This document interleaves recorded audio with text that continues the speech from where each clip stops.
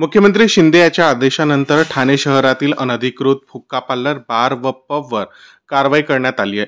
तसेच ठाणे मीरा भाईंदरमध्ये देखील bulldozer pattern पाहायला मिळाला आहे. सलग दुसऱ्या दिवशी देखील ही कारवाई सुरूच राहणार आहे.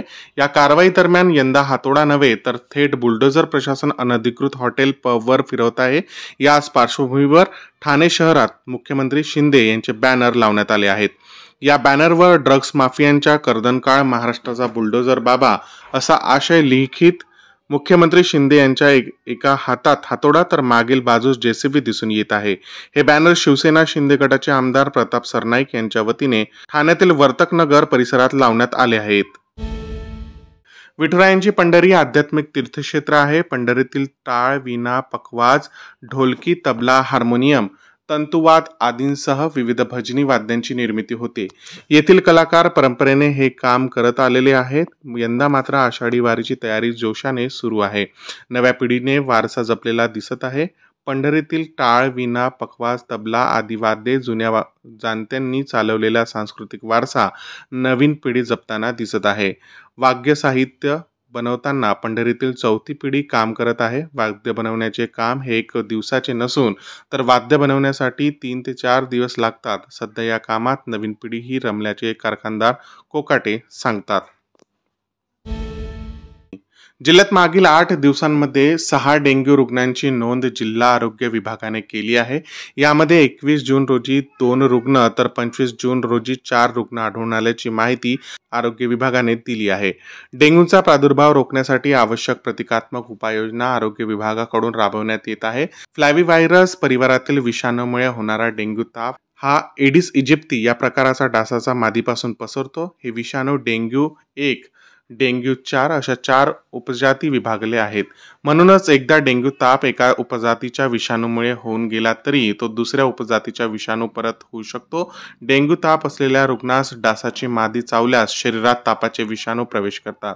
साधारणतः 8 ते 10 दिवसात पूर्ण वाढ झाल्यावर हा दूषित डास निरोगी व्यक्तीला चावला तर त्यालाही डेंग्यू ताप येऊ शकतो. डेंग्यूच्या विषाणूमुळे प्लेटलेट्स घटतात. त्यामुळे पावसाळ्यात कीटकजन्य आजार होऊ नये यासाठी विशेष काळजी घेणे गरजेचे आहे. सध्या आता हे पावसाळा चालू झालेला, पावसाचं आगमन झालेलं आहे आणि मागील आठवड्यामध्ये आपल्याकडे 6 डेंग्यूचे पेशंट पॉझिटिव्ह आलेले आहेत. ते अमरावती शहर आणि आजूबाजूच्या भागातील आहेत. माझं सगळ्या नागरिकांना आव्हान आहे की आता यापुढे डेंग्यूची हे डास वाढू शकतात, पेशंट वाढू शकतात. त्यामुळं पाणी साठा होऊ नये याची काळजी घ्यावी. विशेषतः पावसाचं पाणी जे डबके साचून राहतात, तसेच आपल्या घरामध्ये जे आडबाजूला बसलेल्या वस्तू असतात, जसे की बकेट आहेत, मडके आहेत किंवा टायर आहेत किंवा गच्चीवर खूप ठिकाणी पाणी साठून राहतं आणि त्या ठिकाणी ह्या डेंग्यूच्या डासाची उत्पत्ती होत असते. तर अशा ठिकाणी पाणी साठा होऊ नये याची प्रत्येक नागरिकांनी काळजी घ्यावी. राज्यातील विविध सामाजिक कामगार संघटनांसह राजकीय पक्षांकडून विविध भागात स्मार्ट प्रीपेड मीटर योजनेविरोधात आंदोलन सुरू आहे. त्यामध्ये महावितरणकडून 27 जूनला सामान्य ग्राहकांकडे हे मीटर लागणार नसल्याचे स्पष्ट केले.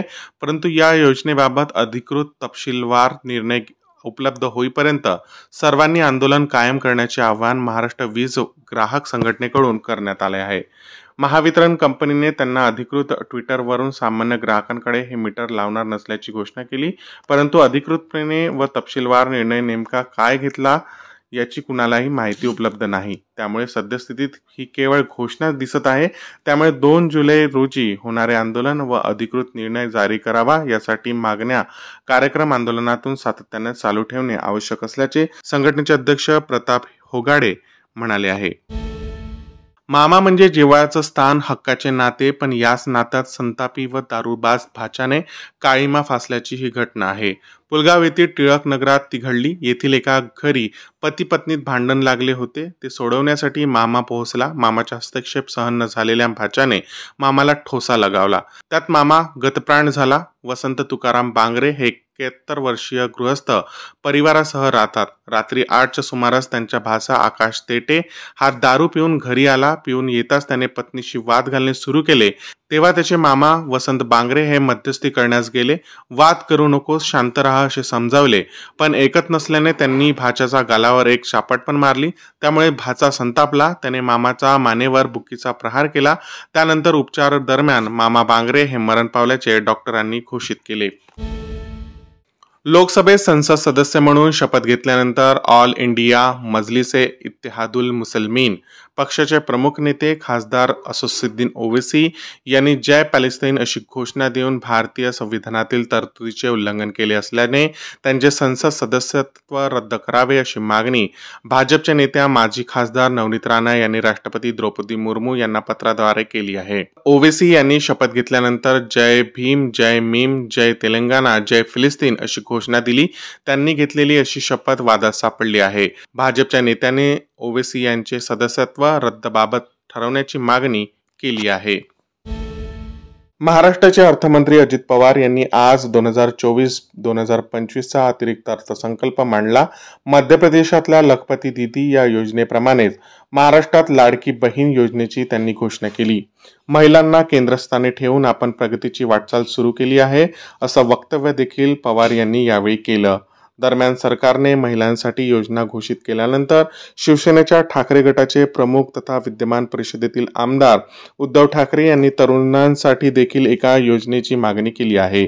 विधिमंडळाच्या अधिवेशनाच्या दुसऱ्या दिवसाचं कामकाज संपल्यानंतर विधान भवन परिसरात महाविकास आघाडीच्या नेत्यांनी संयुक्तपणे प्रसारमाध्यमांशी बातचीत केली.